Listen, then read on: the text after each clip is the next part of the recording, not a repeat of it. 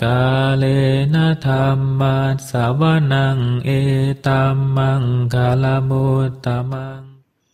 Part 1b, Bare Meditation, meditasi menjinakkan pikiran liar. Judul asal, Bare Awareness, Questions and Answers on Taming Your Wild Mind. Penyusun, Ajahn Brahm. Penerjemah, Tasvan Santa Cipta. Penyunting, Handaka Wijayananda. Penata, Intan Dita Diwara. Penerbit, Ehipasiko Foundation. Cetakan pertama, Maret 2018. Buku ini berisi kumpulan pertanyaan dan jawaban yang disalin dari retret yang dipimpin Ajahn Brahm di Pusat Meditasi Jhana Grove, Serpentine, Perth, pada kurun 2010-2013. 1. Pendekatan meditasi ala Hahayana, lanjutan. Ketika saya sampai pada tembok dalam meditasi jalan, saya merasa terusik dan mengalami terhentinya proses jalan yang mulus. Bagaimana saya bisa mengatasi ini? Tentu, saya belum bisa berjalan menembus tembok. Bagaimana Anda tahu? Jangan cuma mengikuti keyakinan. Cobalah. Jika Anda benar-benar mau, Anda bisa menempuh jarak maraton. Anda tidak harus berhenti. Dengan begitu, Anda tidak akan terusik. Alasan mengapa bagus untuk berbalik dalam meditasi jalan adalah kadang Anda kehilangan penyadaran Anda. Anda mulai berhayal, bermimpi, berencana, atau apapun. Menapaki jalur pendek membuat Anda berhenti dan berbalik cukup sering, yang mengembalikan Anda pada momen kini. Saya juga menyukai gagasan berbalik dan kembali. Anda berakhir di mana Anda mulai, dan itu adalah kiasan bagus mengenai kehidupan. Kita selalu berpikir, kita akan sampai ke suatu tempat. Namun, kemana kita sesungguhnya sampai? Sebagian besar waktu kita hanya kembali ke tempat kita mulai. Sudah berapa kali Anda pergi retret? Mengucapkan selamat tinggal ke sahabat baru Anda, lalu pulang. Inilah yang terjadi. Segala sesuatu cuma berputar dan berputar dalam lingkaran kehidupan. Anda juga bisa melakukan meditasi jalan dengan mantra. Ini menyenangkan dan bisa memberikan Anda wawasan besar. Saya mempelajari mantra ini di Thailand bertahun-tahun yang lalu.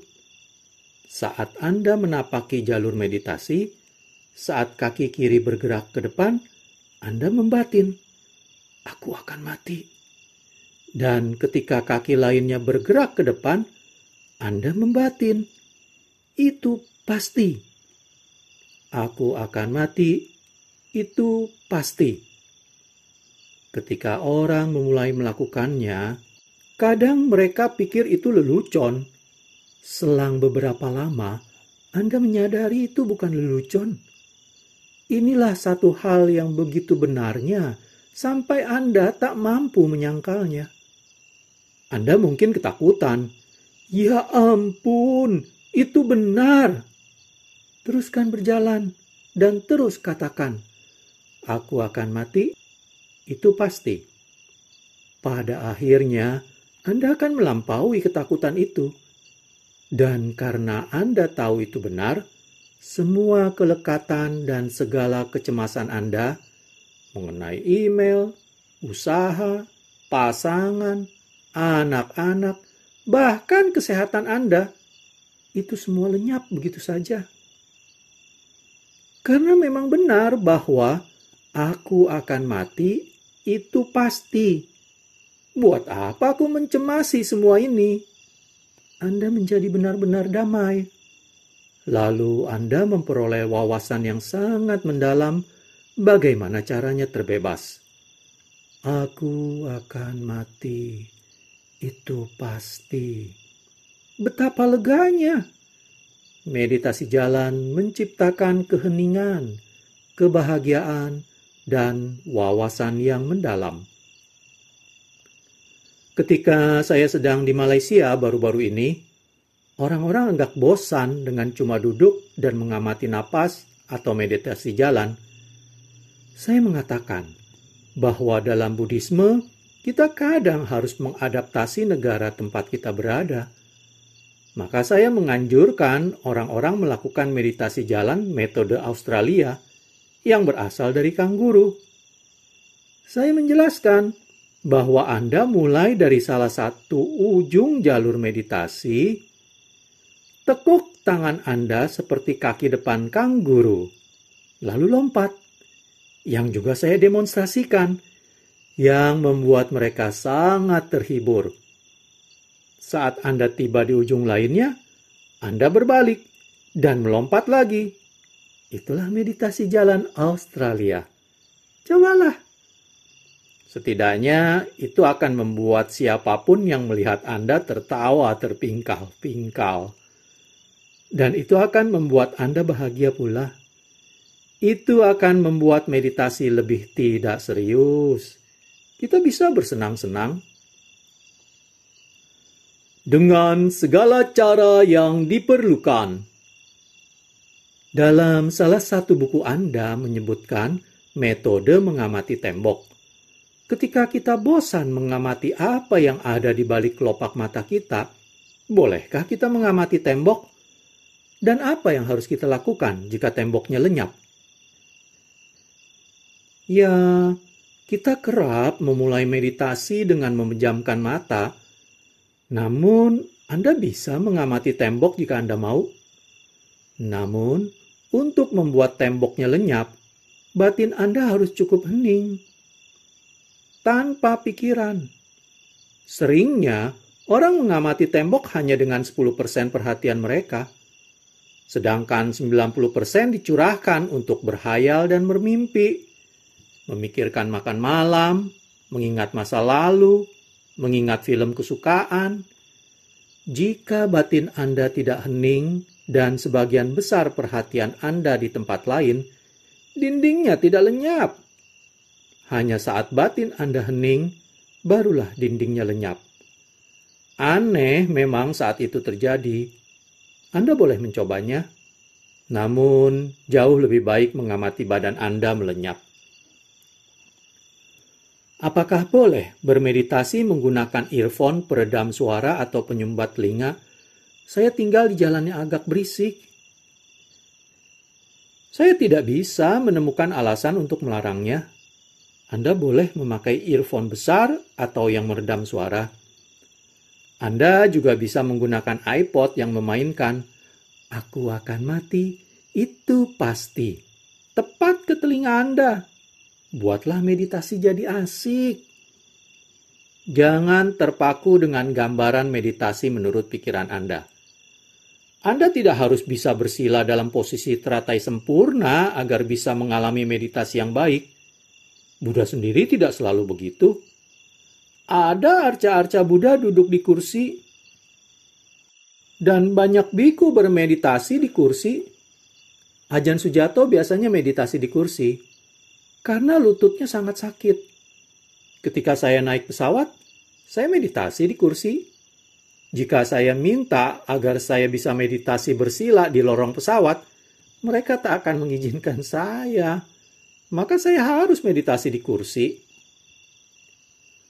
Mohon jelaskan, bagaimana cara meditasi saat Anda mengalami rasa sakit yang parah? Bagaimana Anda memusatkan pada sumber rasa sakitnya? Jika Anda tidak nyaman duduk di lantai, tapi benar-benar ingin duduk di lantai, lakukan gerak yoga atau peregangan. Jika tidak, duduklah di kursi jika memang kondisi mengharuskan. Atau berbaring di ranjang jika diperlukan. Memaparkan diri Anda pada rasa sakit dengan tidak semestinya adalah hal yang bodoh. Jika Anda dalam rasa sakit parah, apapun posisi duduk Anda, minumlah obat pereda sakit. Sungguh, rasa sakit itu objek meditasi yang menyita perhatian. Selalu mulailah dari objek yang mudah sebelum melanjutkan dengan objek yang sulit. Akan tetapi, kadang ada rasa sakit yang tidak mereda. Entah Anda duduk di kursi atau di lantai. Meskipun Anda berbaring di ranjang, itu masih sakit. Sekalipun Anda minum pereda sakit. Salah satu cara mengatasi sakit seperti itu adalah mencurahkan perhatian Anda ke pusat rasa sakitnya, yang merupakan hal berat untuk dilakukan. Dan kemudian, lakukan penyantaian dengan penuh welas asih. Setidaknya, Anda akan menyantaikan beberapa otot yang tegang, yang mungkin menjadi bagian dari masalahnya. Sebagian rasa sakit adalah karena reaksi berlebihan badan terhadap suatu infeksi atau luka. Dengan menyantaikan, Anda mengatasi reaksi berlebihan itu. Saya mengetahui hal ini karena saya kadang menderita alergi musim semi. Ini hanyalah reaksi berlebihan terhadap benang sari mungil. Jika Anda bisa memusatkan perhatian ke hidung Anda dan menyantaikannya, itu bisa cukup membantu. Cara lain mengatasi sakit adalah menggunakan penyadaran disertai wawasan. Teknik ini dilandasi fakta bahwa rasa sakit yang kuat biasanya terkungkung ke daerah yang kecil di tubuh. Bayangkan kita menggambar kotak di sekitar rasa sakit itu. Rasa sakitnya di dalam, dan bagian tubuh Anda lainnya ada di luar kotak. Kemudian, gunakan imajinasi Anda untuk memperluas kotak itu. Saat Anda memperluas kotaknya, Anda memperluas sakitnya. Alih-alih menjadikan rasa sakit memburuk, sesungguhnya ini malah mengencerkan rasa sakit itu. Kembangkan kotak itu sampai 2 kali lipat ke segala arah. 2 kali lebarnya, 2 kali panjangnya, 2 kali tingginya. Bisakah Anda lihat bahwa jika Anda menggunakan imajinasi Anda dengan cara ini, sesungguhnya membantu menyantaikan rasa nyeri? Kontraksi atau penyempitan menciptakan lebih banyak rasa sakit. Pengembangan cenderung meredakannya. Jika itu tidak manjur, cobalah kiasan Buddha yang dikisahkan ulang dalam buku saya, Si Cacing dan Kotoran Kesayangannya, mengenai monster yang mendatangi istana kaisar. Samyutta Nikaya 11.2.22. Sesosok siluman mendatangi istana kaisar dan duduk di singgasana kaisar. Lalu setiap orang berseru, "Keluar dari sini! Kamu tidak pantas di sini! Kamu kira kamu siapa?" Lalu siluman itu membesar, makin jelek, makin bau, dan makin menjijikan. Bagaimana Anda menyingkirkan siluman itu? Bukanlah dengan kemarahan. Kemudian sang kaisar datang dan berkata, "Selamat datang, siluman. Terima kasih telah datang mengunjungi saya. Mari, bolehkah saya menyajikan sesuatu untuk Anda makan?" Dengan tiap aksi kebaikan, siluman itu mengecil, berkurang jeleknya, berkurang baunya, dan lebih tidak menjijikan. Masalah menjadi makin berkurang dan berkurang sampai aksi kebaikan terakhir membuatnya lenyap sama sekali. Itulah ajaran Buddha yang menakjubkan. Kita menyebut itu siluman pemangsa amarah yang menyantap amarah dan niat buruk. Makin banyak amarah dan niat buruk yang Anda berikan, makin buruk jadinya. Rasa sakit adalah contoh klasik siluman pemangsa amarah. Jika Anda mengalami nyeri dalam tubuh dan mengatakan, "Keluar dari sini, kamu tidak pantas di sini," rasa nyeri akan makin parah. Namun jika Anda bersikap bajik terhadap sakit, "Selamat datang, aku akan merawatmu," rasa sakit berkurang. Tiap aksi keramahan, tiap momen membuka pintu hati Anda tanpa syarat, menyantaikan dan mengurangi rasa sakit. Banyak energi berdesakan di kepala dan sekitar mata saya. Apa saya teruskan saja meditasinya? Bagaimana saya menyingkirkan tekanan itu? Anda tak perlu menyingkirkan apapun. Biarkan energi itu mengumpul. Apapun yang energi itu lakukan, itu mungkin untuk tujuan baik. Selama Anda bajik dan damai, serta meditasinya lancar, itu mungkin hanya penyembuhan yang sedang berlangsung. Jika Anda mengalami titik panas di tubuh ketika Anda bermeditasi, itu karena badan tahu Anda butuh energi di sana. Ada wanita menemui saya selama retret, mengeluh bahwa bahu dan lehernya begitu panas, hampir seperti demam. Ia bilang, "Apa yang terjadi? Ini aneh." Saya berkata, "Kapan Anda mengalami cedera leher?" Ia berkata, "Saya tak pernah memberitahu Anda itu, Ajahn Brahm. Anda punya kesaktian. Anda tahu masa lalu saya." Saya bilang, "Bukan begitu. Saya cuma menarik kesimpulan." Itu jelas sekali. Ketika Anda mengalami titik panas, itu berarti ada cedera di sana yang mengalami penyembuhan. Dan cedera yang paling umum pada leher dan bahu adalah benturan karena kecelakaan mobil. Saya menalar bahwa ia pasti kena cedera itu beberapa waktu yang lalu, tetapi baru sekarang ia melepas dan tidak ikut campur. Maka badannya bisa menyembuhkan sendiri. Ia membebaskan saluran energi dan energi bisa pergi ke tempat yang dibutuhkan. Ia merasa benar-benar enak setelahnya. Ia mengatakan bahwa ia belum pernah sesantai itu sejak kecelakaan. Jadi, jika itu yang Anda alami, bagus sekali. Teruskan saja dan lepaslah. Apa hubungannya dengan boneka Rusia? Apa pendapat Anda mengenai menggunakan kasina alih-alih napas sebagai objek meditasi? Nimitta adalah objek pikiran. Dan karena indera visual mendominasi bagi sebagian besar orang, maka lumrah sebagian besar orang mencerap nimitta sebagai cahaya. Adalah mungkin untuk mengalami nimitta perasaan. Namun, mereka bisa mengelabui Anda dengan mudah. Mereka bisa saja cuma perasaan biasa dalam batin. Maka, hati-hatilah dengan nimitta perasaan. Untuk memastikan Anda mengalami nimitta nyata, jauh lebih baik mengembangkan pencerapan cahaya.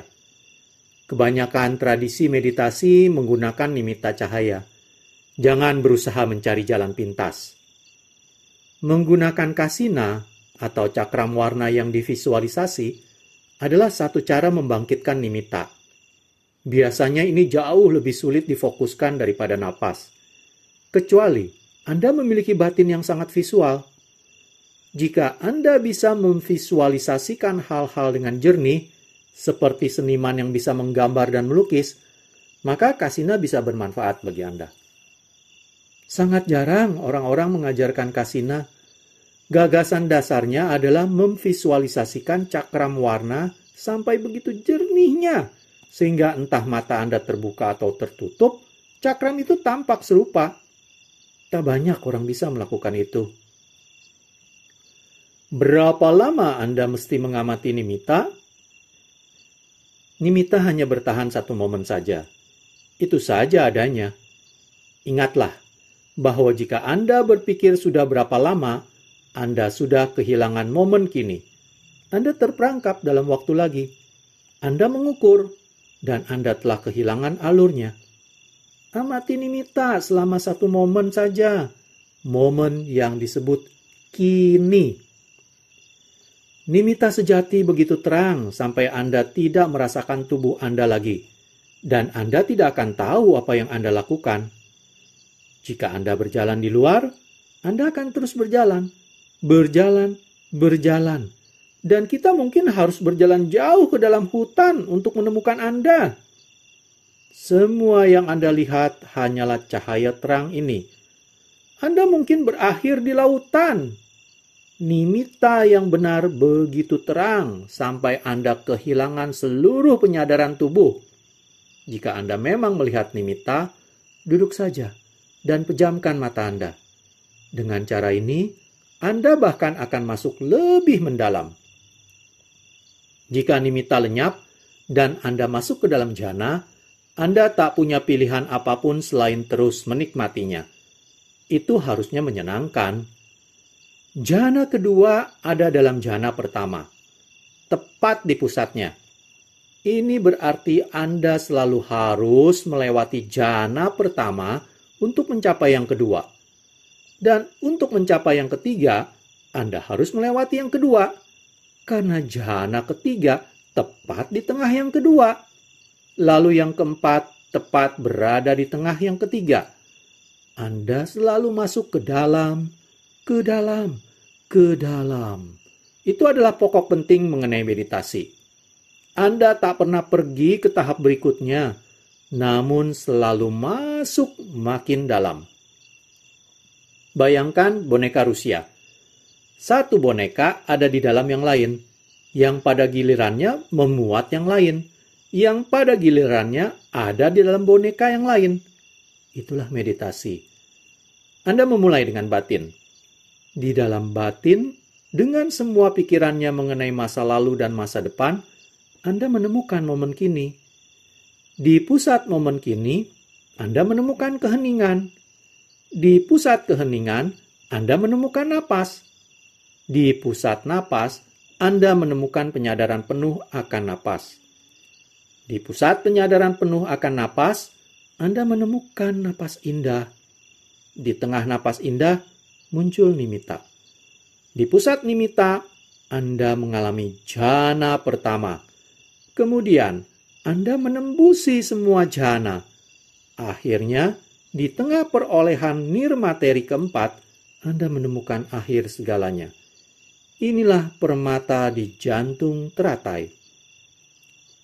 Anda tahu apa yang ada di sana? Apa Anda akan percaya jika saya beritahu Anda? Jika Anda percaya, maka Anda itu naif. Bagaimana Anda bisa tahu apa yang saya katakan itu benar?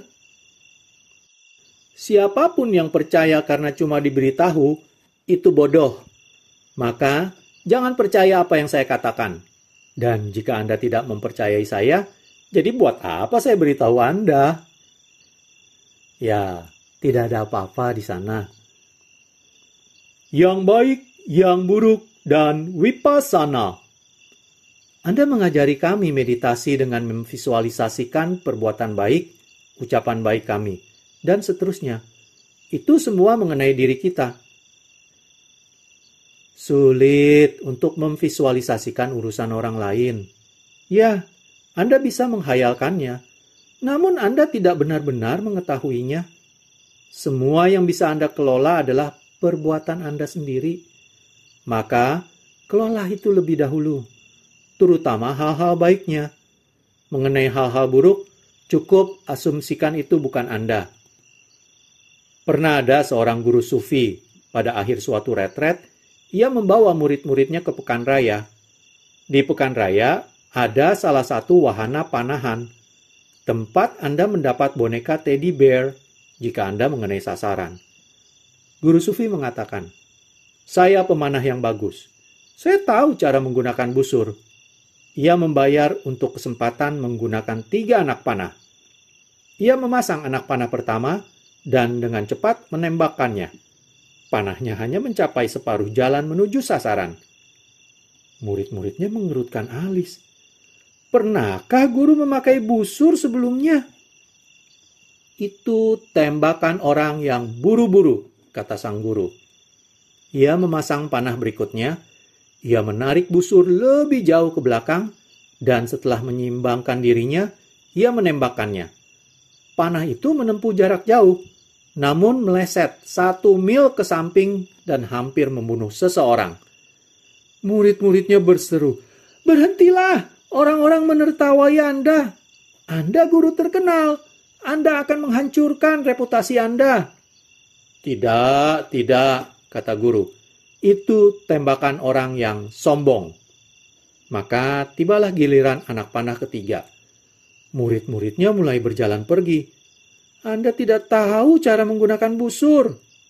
Namun kemudian, tentu saja anak panah ketiga melesat lurus menembus bagian tengah sasaran. Ketika guru mengambil boneka teddy bear-nya, para murid menanyainya, "Jika tembakan pertama adalah tembakan orang buru-buru, dan yang kedua tembakan orang sombong, tembakan ketiga itu punya siapa?" Dan ia berkata, "Oh, itu tembakan saya." Pada sebagian hari, Anda tidak dalam batin yang benar, sedikit murung, dan merasa tidak terlalu baik. Sedikit melenceng dari kinerja Anda yang bagus.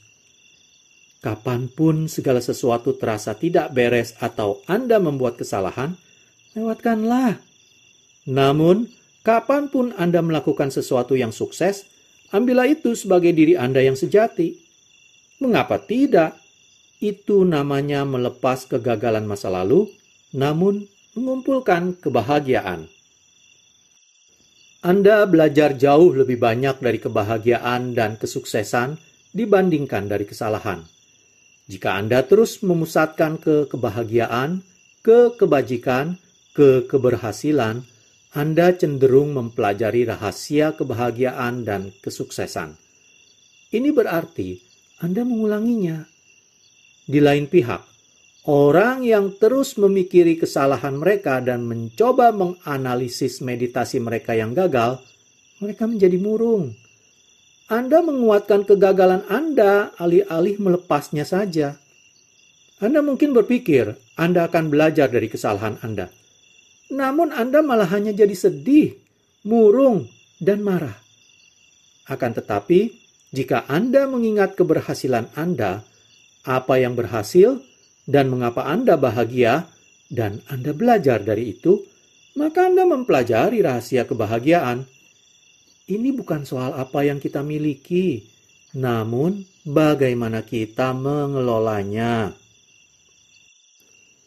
Saya bingung dengan nama-nama meditasi yang berbeda-beda. Apa itu Anapanasati, Vipassana, dan Samatha? Anapanasati berarti pengamatan napas. Vipassana adalah wawasan. Dan samatha adalah ketenangan. Namun tidak ada perbedaan di antara mereka. Mereka semua sama. Inilah kisah yang saya ceritakan di setiap retret. Suatu ketika, ada pasangan suami istri. Sang suami namanya Sam atau Samatha, dan istrinya dipanggil Vi atau Vipassana. Setelah makan siang, Sam dan Vi memutuskan jalan-jalan naik gunung dengan dua anjing mereka. Anjing yang satu bernama Metta dan anjing lainnya disebut Anapana atau Anapanasati. Mereka berempat pergi mendaki gunung meditasi. Sam ingin naik ke puncak karena begitu damai di sana, dan ia sangat menyukai keheningannya. Vi naik untuk melihat pemandangan. Ia membawa kamera barunya yang bisa mengambil foto pemandangan menakjubkan yang meliputi jarak yang sangat jauh. Metta naik demi bersenang-senang karena mendaki gunung meditasi itu menyenangkan. Lalu Anapana naik untuk menghirup udara segar. Separuh jalan naik mulai terasa damai dan hening, dan Sam bergembira. Namun karena ia memiliki mata, ia juga menikmati pemandangan. Vi sudah mulai menjepret foto karena ia bisa melihat begitu jauh. Namun ia juga menikmati kedamaiannya. Metta, si anjing, mengibaskan ekornya. Karena bahkan separuh jalan ada begitu banyak cinta kasih dan keramahan. Lalu Anapana bernapas begitu tenang. Udaranya begitu enak dan murni, sehingga ia hanya perlu bernapas sangat halus. Akan tetapi, bahkan kedua anjing ini pun menikmati kedamaian dan pemandangan. Saat mereka sampai ke puncak, di sana begitu hening. Tidak ada yang bergerak di puncak gunung meditasi. Dan Sam telah mencapai tujuannya. Namun, ia juga menikmati pemandangan. Ia bisa melihat tanpa batas. Seluruh semesta terhampar di hadapannya. Wi belum pernah melihat pemandangan menakjubkan seperti itu sebelumnya. Wawasan ada di sekelilingnya. Namun, ia juga menikmati kedamaian. Lalu Meta begitu bahagia, karena selain kedamaian dan pemandangan, juga ada sukacita dan cinta kasih luar biasa dari meditasi mendalam. Sedangkan bagi Anapana, anjing itu lenyap. Mereka tidak tahu di mana anjing itu berada. Ini karena napas lenyap di puncak gunung meditasi. Begitulah bagaimana semua ini bekerja bersama. Tidak ada perbedaan antara Vipassana, Samatha, Metta, dan Anapanasati. Hanya ada satu jenis meditasi, dan itu adalah melepas. Berbagai nama meditasi hanyalah pelbagai cara untuk mengatakan hal yang sama. Maka melepaslah betapapun Anda menginginkannya. Satu-satunya meditasi yang tidak kami ajarkan di sini adalah Anapanasati. Penyadaran disertai rasa sakit. Itu tidak diajarkan oleh Buddha. Maka jika terasa sakit, lakukanlah sesuatu. Bisakah Anda memberi petunjuk cara melakukan meditasi Vipassana? Anda tidak melakukan Vipassana. Anda cukup duduk di sana dan wawasan akan datang dengan sendirinya, seperti hidangan yang dibawakan pramugari. Atau jika menggunakan kiasan lain, Anda duduk di sana di bawah pohon mangga dan tidak melakukan apapun. Anda tidak melempar ranting ke atas untuk menjatuhkan buahnya, atau mengguncang pohon atau memanjatnya. Anda cuma duduk di bawah pohon dan membuka tangan Anda. Lalu wawasan pun jatuh. Begitulah cara kerjanya. Akan tetapi, Anda harus sabar. Sebagian dari Anda tidak cukup sabar.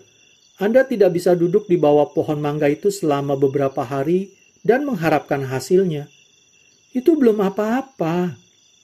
Teruskan. Jaga tangan Anda tetap terbuka dan duduk bergeming.